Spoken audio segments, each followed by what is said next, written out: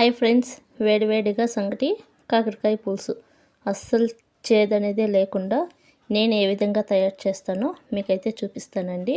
ముందుగా 2 కాకరకాయలు అయితే తీసుకున్నాను. వాటిని కడిగి కట్ చేసుకొని ఇప్పుడు స్టవ్ వెలిగించి పెనం పెట్టుకొని కాకరకాయ ముక్కలు వేసుకున్నాను. అందులోకి ఆయిల్ వేసుకొని ఈ విధంగా వేయించుకున్నానండి.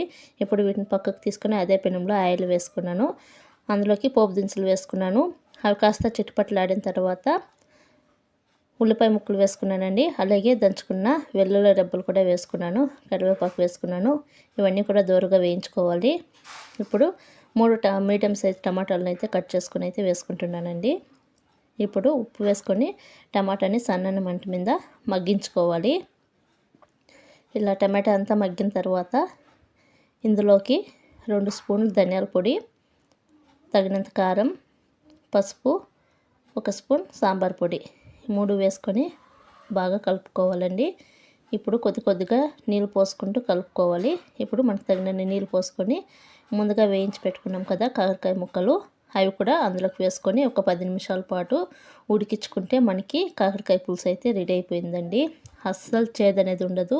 చింతపండు కూడా వేయాల్సిన అవసరం అయితే లేదండి, అంత బాగుంటుంది. ఇది రైస్లోకి కానీ ముద్దలోకి కానీ చాలా బాగుంటుంది ఫ్రెండ్స్. మీరు కూడా ఒకసారి ట్రై చేయండి.